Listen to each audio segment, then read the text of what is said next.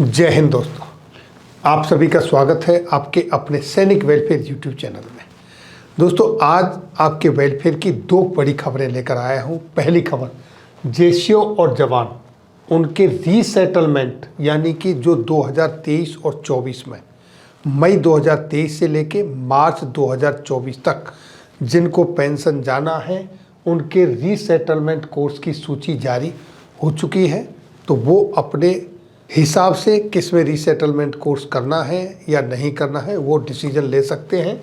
दूसरा, पेंशन भोगियों के हक में मद्रास हाई कोर्ट की तरफ से एक बड़ा ही सीधा फैसला आया है जो कि आपके फायदे का है। और ये सारे जितने भी पेंशन भोगी हैं, चाहे वो केंद्र सरकार के हैं, पैरामिलिट्री फोर्सेस के हैं, सेना के हैं, पोस्टल विभाग के हैं, in respective of any department, सभी के लिए एप्लीकेबल है। तो आइए दोस्तों, सबसे पहले देखते हैं रीसेटलमेंट कोर्स के बारे में और उसके बाद बात करेंगे मद्रास हाई कोर्ट के डिसीजन के बारे में। तो देखिए दोस्तों, ये है 3 अप्रैल 2023 का लेटर है जो कि एजी ब्रांच की तरफ से जारी किया गया है। सब्जेक्ट आपके सामने है, amended DG resettlement training courses JCO अब्लिकवार्स फाइनेंशियल ईयर 2023-24 उसके लिए है। इसमें क्या बदलाव किया गया है, ये मई 2023 से मार्च 2024 तक जो कोर्सेस होने वाले हैं उसके बारे में है। और इसमें जो टोटल वैकेंसी है वो है 10,523, यानी कि लगभग 60,000 पेंशनर्स पेंशन आते हैं हर साल, लेकिन वैकेंसी 10,530 है। तो इसलिए जिसको भी रीसेटलमेंट कोर्स करना है अपने टाइम से डिसाइड करें। और जो अगले 2 साल में पेंशन आने वाले हैं उनके लिए ये होता है। दूसरा, नंबर ऑफ कोर्सेज कितने हैं, 357, यानी 357 कोर्सेज हैं जो इसमें दिए गए हैं। अब दोस्तों, इसके लिए कुछ दिशा निर्देश हैं। दिशा निर्देश ये हैं कि आपको कोर्स शुरू होने से पहले 40 दिन पहले अप्लाई करना है ताकि आपका एटलीस्ट 30 डेज पहले रिकॉर्ड में आपका नाम पहुंच सके।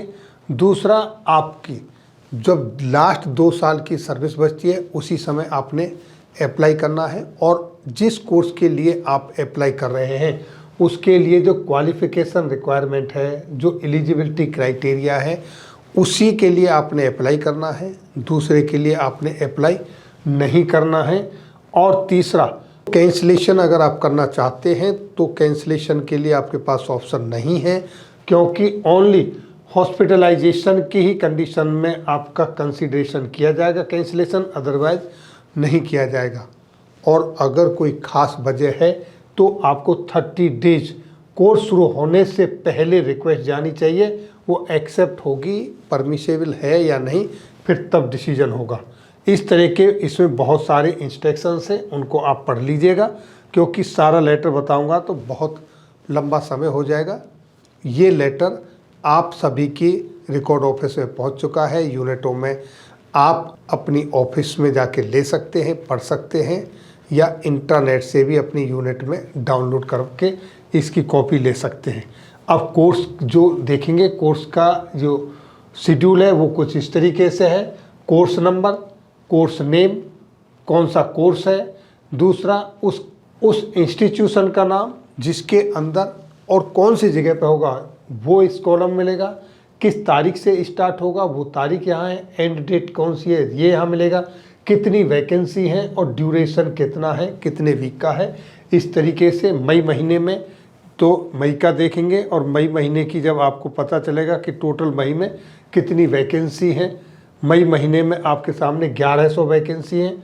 इसी तरीके से जून महीने का आप चेक करेंगे और जून महीने की आपको वैकेंसी पता चलेगा, यहाँ 1080 है। इसी तरीके से हर महीने की वैकेंसी दी हुई है। तो टोटल जो वैकेंसी है वो है 10,530 और 357 सेंटर हैं जहाँ जहाँ पर ये कोर्सेस होगा। इसकी लिस्ट है पूरी, आप इसको गो थ्रू अपने ऑफिस से डाउनलोड करके देख सकते हैं या फिर इसकी PDF आप व्हाट्सएप पे ले सकते हैं। तो ये थी रीसेटलमेंट कोर्स के बारे में जेसीओ ORS के लिए जानकारी। अब देखते हैं मद्रास हाई कोर्ट की तरफ से पेंशन भोगियों के हित में कौन सी जानकारी है। तो देखिए दोस्तों, ये है in the High Court of Judicature at Madras dated 2 जनवरी 2023 उसका है ये। और ये ए राजप्पन ये पिटिशनर है versus state of Tamil Nadu represent by its additional chief secretary to the government, the secretary to the government finance pension department और the principal account general A&B Chennai. ये 3 रेस्पोंडेंट हैं। और दोस्तों मुद्दा क्या है? मुद्दा ये है, सीधा समझिए, the writ petition filed under article 226 of the constitution of India to issue a writ of mandamus directing the second respondent to consider petitioner representation dated 30th August 2022 and directing the second respondent to grant additional quantum of pension family pension of 20% which the petitioner entitled to in the case of first slab from the first day I entered my 80th year edicted from 7 April 2080 to 6 April 2019। यानी इनके कहने का मतलब ये है कि इन्होंने जो 80 साल शुरू होने के पहले दिन से पेंशन मिलनी चाहिए एडिशनल 20% उसकी डिमांड की है, क्योंकि इनको वो पेंशन दी नहीं गई। और इसकी डिमांड के लिए इन्होंने सुप्रीम कोर्ट का हवाला दिया है केस का, जो सुप्रीम कोर्ट का फैसला आया है। उस सब चीज़ों को देखने के बाद, पढ़ने के बाद ये डिसीजन लिया गया जो यहाँ बताया गया है पैरा 9 में।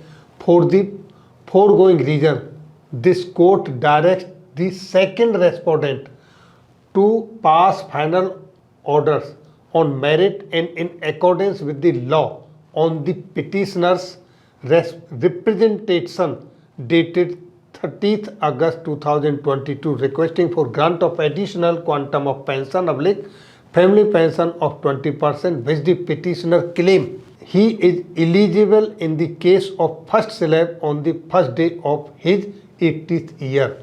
इसका मतलब 7 अप्रैल 2018 से लेके 6 अप्रैल 2019 तक जो इस पीरियड में उसको पेंशन नहीं मिली है वो दी जाए within a period of 12 weeks from the date of receipt of copy of this order. यानी कि ये ऑर्डर की कॉपी मिलने के 12 हफ्ते के अंदर अंदर उनको जो 12 महीने का उनका जो एरियर बनता है, पेंशन बनती है, वो पे कर दी जाए। इसके बीच में सुप्रीम कोर्ट का जो वर्डिक्ट आए थे, मैंने पहले भी इसके ऊपर वीडियो बनाई है, लेकिन होता क्या है, जिसने केस लड़ा उसको बेनिफिट मिल गया, बाकी जो चुप बैठे हैं उनको नहीं मिल रहा है। अब इनको पता चला 3 साल के बाद इन्होंने फिर ट्राई किया तो अब इनके लिए भी आदेश हो गया। इसी तरीके से और भी बहुत सारे पेंशनर्स हैं जिनको ये नहीं मिला है, वो भी अपनी पेंशन ले सकते हैं, यानी उस 12 महीने का वो एरियर ले सकते हैं। और जिनकी एज अब स्टार्ट होने वाली है वो पहले से ही जाग जाए, और जैसे ही वो 79 ईयर्स एज पूरी करते हैं और 80 ईयर्स का स्टार्टिंग होता है तो वो अपने बैंक में, अगर बैंक से पेंशन आ रही है तो बैंक में, स्पर्श के थ्रू आ रही है तो स्पर्श में, डीपीडीओ के थ्रू आ रही है तो डीपीडीओ, पोस्टल से आ रही है, ट्रेजरी से, जहाँ से भी ले रहे हैं वहाँ पर अप्रोच करें और अपनी पेंशन जो 20% आपकी एडिशनल बनती है उसको बढ़वाएं।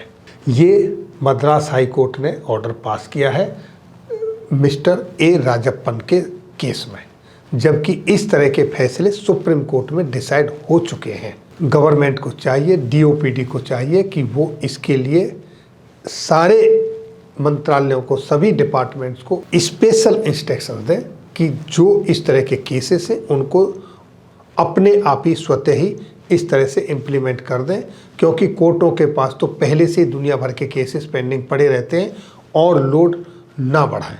तो दोस्तों ये थी जानकारी आज की इस वीडियो में। फिर मिलेंगे आपके वेलफेयर से जुड़ी हुई किसी अन्य जानकारी के साथ अगली वीडियो में।